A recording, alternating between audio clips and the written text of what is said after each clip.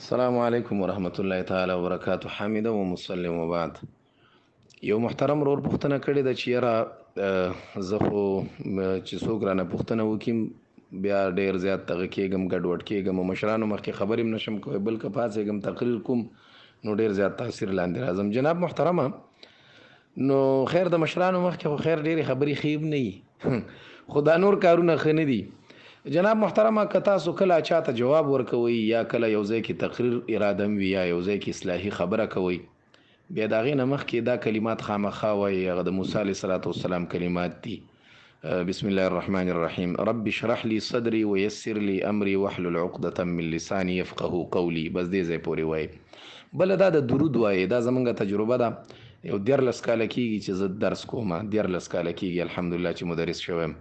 نو زما د درس اصول دا دي، سر کې درود خامخا وایم، اللهم صل علی محمد خامخا سر کې وایم. نو دې سره بیا ډیر بیا الله تبارک وتعالی فیضان کوي، ځکه حدیث کې راځي رسول الله فرمایي من صلی علی واحده صلی الله علیه 10 کنه. کم سړی چې په ما یو ځل درود وایي الله په لس رحمتونه را نازلوي، نو هغه رحمتونو کې یو فیضان وي. نو بیا به الله تبارک وتعالی ستا ژبه بندوي نه، بلکې کوشش به کېږي دا چې جاري او ساري به دې دغه وي. نو یو بس دا د موسی علیه السلام دعا چې قرآن را نقل کړې ده دا وایا، او بل درود وایا. درود خامخا وایا، دې کې ډیر زیات فضایل دي او خاص کر تقریر به دې په خلکو بیا ډیر اثر کوي. السلام علیکم ورحمت الله وبرکاته.